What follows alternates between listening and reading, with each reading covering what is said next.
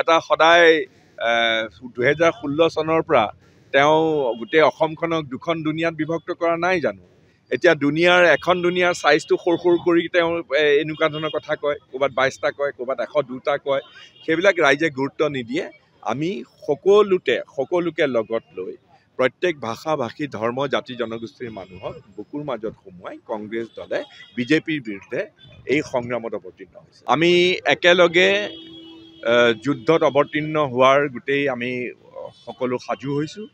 আৰু বিশেষকৈ কংগ্ৰেছ দলে চুকে কোণে আমাৰ তৃণমূল পৰ্যায়ৰ পৰা আমাৰ দলটোক সংবৰ্ধন কৰিবৰ বাবে আমি বিভিন্ন ধৰণেৰে কাম কাজ চলাই আহিছোঁ। আৰু বিজেপিক পৰাভূত কৰিবৰ বাবে এই নিৰ্বাচনত আমি ইতিমধ্যেই আমাৰ কৌশলো আমি যুগুত কৰিছোঁ আৰু আমি আগবাঢ়ি যাম।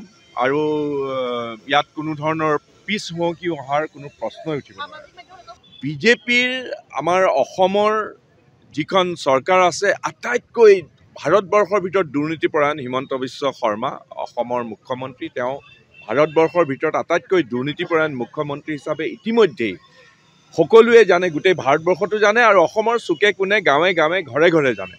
গতিকে হিমন্ত বিশ্ব শৰ্মাৰ অপশাসন উৎখাত কৰিবৰ বাবে আমি সকলো একলগ হৈ পেলাই আমি এই সংগ্ৰামত অৱতীৰ্ণ হৈছোঁ। গতিকে বিজেপিয়ে বিভিন্ন ধৰণৰ প্ৰচাৰ কৰিব। হোৱাটছআপ ইউনিভাৰ্চিটিত ছ'চিয়েল মিডিয়াত কৰাততো তেওঁলোক সিদ্ধহস্ত। তেওঁলোকৰ 1500 টকীয়া বেতনত তেনেকৈ কাম কৰে, কাৰণ তেওঁলোকৰতো পইচাৰতো অভাৱ নাই। টকাৰ পাহাৰৰ ওপৰত বহি থাকে বিজেপি চিণ্ডিকেট কৰি পেলাই। গতিকে সেইকাৰণে তেওঁলোকে এনেকুৱা প্ৰচাৰ কৰিব পাৰে, কিন্তু সাধাৰণ মানুহে জানে, সাধাৰণ ভোটাৰে জানে। গতিকে আমি এই সংগ্ৰামত অৱতীৰ্ণ হৈছোঁ আৰু আমি অতি শক্তিশালীভাৱে এই যুদ্ধত অৱতীৰ্ণ ভাবুকিটো আহিছে। কাৰণ তেওঁলোকে বিজেপি RSSে নতুনকৈ ইণ্টাৰপ্ৰিটেশ্যন কৰিব খুজিছে। সংবিধানত সন্নিৱিষ্ট হৈছে সাধাৰণ মানুহৰ স্বাৰ্থ ৰক্ষণাবেক্ষণ দিবৰ কাৰণে ছ'চিয়েলিষ্ট বা ছেকুলাৰ এই শব্দবিলাক তেওঁলোকে উঠাই দিব খুজিছে। তেওঁলোকে বৈষম্য কৰি পেলাই বৈষম্যতকৈ তেওঁলোকে সংবিধানৰ সোপান হিচাপে তেওঁলোকে নতুনকৈ অপব্যাখ্যা দিব খুজিছে। গতিকে সংবিধানৰ ওপৰতো আক্ৰমণ তেওঁলোকে অহৰহভাৱে কৰি আহিছে। গতিকে যিখন সংবিধান ভাৰতবৰ্ষৰ জনসাধাৰণে গ্ৰহণ কৰিছিলে 1948 চনত, আৰু যিখন সংবিধান ভাৰতবৰ্ষত প্ৰযোজ্য হ'ল 1950 চনৰ পৰা, সেইখন সংবিধান আমাৰ কাৰণে পাথেয়। আৰু সেইখন সংবিধানক ৰক্ষা কৰিবৰ বাবে কংগ্ৰেছ দলে ভাৰতবৰ্ষৰ আন সাধাৰণ মানুহৰ সৈতে একেলগে কাম কৰি যাব আৰু যুদ্ধ কৰি যাব। সেইটো 26ত আমি হিমন্ত বিশ্ব শৰ্মাৰ এই চৰকাৰখন উৎখাত কৰি কংগ্ৰেছ নেতৃত্বাধীন এখন চৰকাৰ দিছপুৰত যে বহিব, এই বিষয়ে কোনো সন্দেহ নাই। Thank you. এটা সদায় 2016 চনৰ পৰা তেওঁ গোটেই অসমখনক দুখন দুনিয়াত বিভক্ত কৰা নাই জানো। এতিয়া এখন দুনিয়াৰ চাইজটো সৰু সৰু কৰি তেওঁ এনেকুৱা ধৰণৰ কথা কয়, ক'ৰবাত 22টা কয়, ক'ৰবাত 102টা কয়। সেইবিলাক ৰাইজে গুৰুত্ব নিদিয়ে। আমি সকলোকে লগত লৈ প্ৰত্যেক ভাষা ভাষী ধৰ্ম জাতি জনগোষ্ঠীৰ মানুহক বুকুৰ মাজত সোমোৱাই কংগ্ৰেছ দলে বিজেপিৰ বিৰুদ্ধে এই সংগ্ৰামত অৱতীৰ্ণ হৈছে। আমি একেলগে যুদ্ধত অৱতীৰ্ণ হোৱাৰ গোটেই আমি সকলো সাজু হৈছোঁ। আৰু বিশেষকৈ কংগ্ৰেছ দলে চুকে কোণে আমাৰ তৃণমূল পৰ্যায়ৰ পৰা আমাৰ দলটোক সংবৰ্ধন কৰিবৰ বাবে আমি বিভিন্ন ধৰণেৰে কাম কাজ চলাই আহিছোঁ। আৰু বিজেপিক পৰাভূত কৰিবৰ বাবে এই নিৰ্বাচনত আমি ইতিমধ্যেই আমাৰ কৌশলো আমি যুগুত কৰিছোঁ আৰু আমি আগবাঢ়ি যাম। আৰু ইয়াত কোনো ধৰণৰ পিছ হুঁহকি অহাৰ কোনো প্ৰশ্নই উঠিব নোৱাৰে।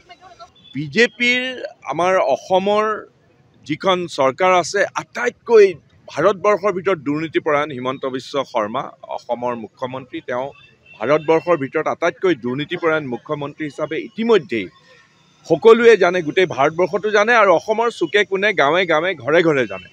গতিকে হিমন্ত বিশ্ব শৰ্মাৰ অপশাসন উৎখাত কৰিবৰ বাবে আমি সকলো একলগ হৈ পেলাই আমি এই সংগ্ৰামত অৱতীৰ্ণ হৈছোঁ। গতিকে বিজেপিয়ে বিভিন্ন ধৰণৰ প্ৰচাৰ কৰিব।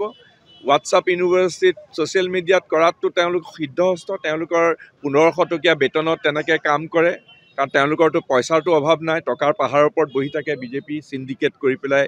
গতিকে সেইকাৰণে তেওঁলোকে এনেকুৱা প্ৰচাৰ কৰিব পাৰে, কিন্তু সাধাৰণ মানুহে জানে, সাধাৰণ ভোটাৰে জানে। গতিকে আমি এই সংগ্ৰামত অৱতীৰ্ণ হৈছোঁ আৰু আমি অতি শক্তিশালীভাৱে এই যুদ্ধত অৱতীৰ্ণ ভাবুকিটো আহিছে কাৰণ তেওঁলোকে বিজেপি RSSে নতুনকৈ ইণ্টাৰপ্ৰিটেশ্যন কৰিব খুজিছে সংবিধানত সন্নিৱিষ্ট হৈছে সাধাৰণ মানুহৰ স্বাৰ্থ ৰক্ষণাবেক্ষণ দিবৰ কাৰণে ছ'চিয়েলিষ্ট বা ছেকুলাৰ এই শব্দবিলাক তেওঁলোকে উঠাই দিব খুজিছে তেওঁলোকে বৈষম্য কৰি পেলাই বৈষম্যতকৈ তেওঁলোকে সংবিধানৰ সোপান হিচাপে তেওঁলোকে নতুনকৈ অপব্যাখ্যা দিব খুজিছে গতিকে সংবিধানৰ ওপৰতো আক্ৰমণ তেওঁলোকে অহৰহভাৱে কৰি আহিছে গতিকে যিখন সংবিধান ভাৰতবৰ্ষৰ জনসাধাৰণে গ্ৰহণ কৰিছিলে 1948 চনত আৰু যিখন সংবিধান ভাৰতবৰ্ষত প্ৰযোজ্য হ'ল 1950 চনৰ পৰা সেইখন সংবিধান আমাৰ কাৰণে পাথেয় আৰু সেইখন সংবিধানক ৰক্ষা কৰিবৰ বাবে